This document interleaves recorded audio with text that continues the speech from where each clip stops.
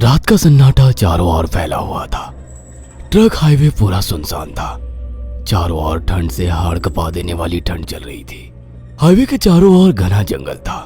उसी हाईवे पर एक मर्सिडीज दौड़ रही थी। उसमें 3 लोग सवार थे, राहुल, निधि और उनकी 10 साल की बेटी तानिया। राहुल अपने दोस्त सैफ के घर ईद की पार्टी में शामिल होने के लिए गया था और पार्टी करके घर लौट रहा था। निधि ने मुस्कुराकर ड्राइव करते हुए राहुल से कहा, कुछ भी कहो राहुल, आज तो ईद की पार्टी में मजा आ गया। हाँ, मेरा दोस्त बहुत ही बिंदास और हंसी मजाक करने वाला व्यक्ति है। मैंने देखा उसके घर पर शहर की एक से एक बड़ी हस्ती थी, मगर फिर भी वो उन सबको इग्नोर करके हमें इम्पोर्टेंस दे रहा था। हाँ, देगा क्यों नहीं, आखिर मेरा दोस्त जो है। सच में राहुल, अमेरिका से इंडिया लौटकर बहुत अच्छा फील हो रहा है। वैसे तुम्हारा दोस्त सचिन अभी तक नहीं आया अमेरिका से? निधि की बात सुनकर राहुल चौंक कर बोला, ओह शिट यार, उसका फोन आया था कि वो इंडिया आ रहा है। उसने बोला था कि मुझे एयरपोर्ट पर पिक कर ले। निधि बहुत नाराज होगा वो। कोई बात नहीं, उससे बोल देना कि तुम्हें बिल्कुल याद नहीं रहा और फिर तुम्हें सैफ की इनवाइट की हुई ईद पार्टी में भी तो शामिल होना था। निधि ने इतना बोला ही था कि उसकी बेटी तानिया ने अपनी माँ की ओर देखकर कहा, मुझे भूख लगी है माँ, और प्यास भी। तानिया की बात पर निधि ने बुरा सा मुंह बनाकर उसकी ओर देखकर कहा, पार्टी में तो इतना खाया था तुमने, फिर भी भूख लगी है। निधि की बात पर तानिया ने मासूम सा चेहरा बनाकर कहा, कोई बात नहीं मम्मी, मुझे पानी ही पिला दीजिए। कितनी बार बोला है मुझे मम्मी मत बोला करो। पानी अभी नहीं है, आगे जाकर कोई शॉप पड़ेगी तो बोतल खरीद के दे दूंगी। निधि की बात पर राहुल ने मुस्कुराकर कहा, छोटी बच्ची है निधि, इतना नाराज होना सही नहीं है।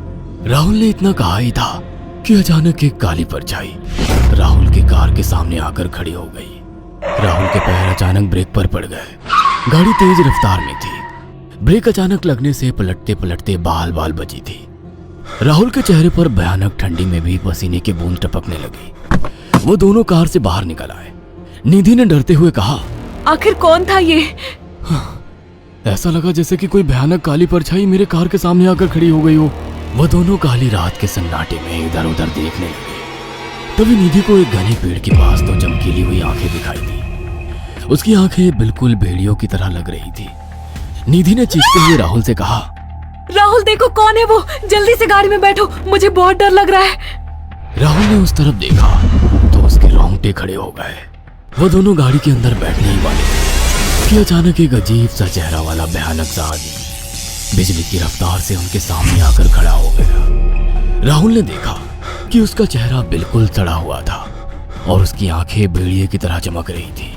उसके लंबे लंबे बाल उसके कंधे तक आ रहे थे और उसके दांत भेड़िए की तरह बाहर की ओर निकल रहे थे। हाथों की जगह नुकीले पंजे थे।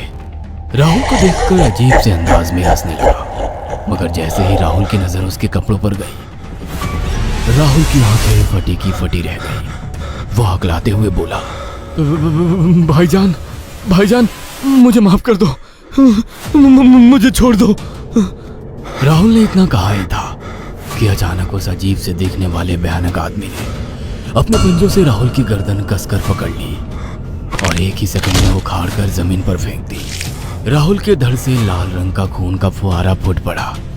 इस भयानक मंजर को देखकर निधि के गले से एक जोरदार चीख निकल गई। निधि इससे पहले भागती कि अचानक उस भयानक दिखने वाले आदमी ने निधि को पकड़ लिया और अपने नुकीले पंजे उसके पेट में गड़ा दिए और उसकी अतड़ियां बाहर निकाल दी। निधि के एक दिल दहला देने वाली चीख सन्नाटे को चीर गई। अचानक हवा का एक बवंडर उठा और वो भयानक सा दिखने वाला व्यक्ति देखते ही देखते बवंडर के साथ गायब हो गया। तानिया ने डरते डरते निधि के मोबाइल से पुलिस और सैफ को बुला लिया और कुछ ही देर में वहां चारों ओर पुलिस की गाड़ियां थी। पुलिस ने राहुल के दोनों दोस्त सैफ और सचिन को वहीं बुला लिया। इंस्पेक्टर अर्जुन ने दोनों से कहा, मैंने ऐसी हत्याएं अपने करियर में कभी पहले नहीं देखी। ये काम तो ना किसी जानवर का लगता है, ना ही किसी इंसान का। सचिन कपकपाती हुई आवाज में बोला, आप कहना क्या चाहते हैं? कुछ कह नहीं सकता। जिस किसी ने भी इन दोनों को मारा है, उससे एक बात तो साबित होती है कि वो इन दोनों से हद से ज्यादा नफरत करता था। अब सारी सच्चाई तो ये बच्ची ही बता सकती है। इतना बोलकर इंस्पेक्टर अर्जुन तानिया के पास चला गया, जो बेहद डरी हुई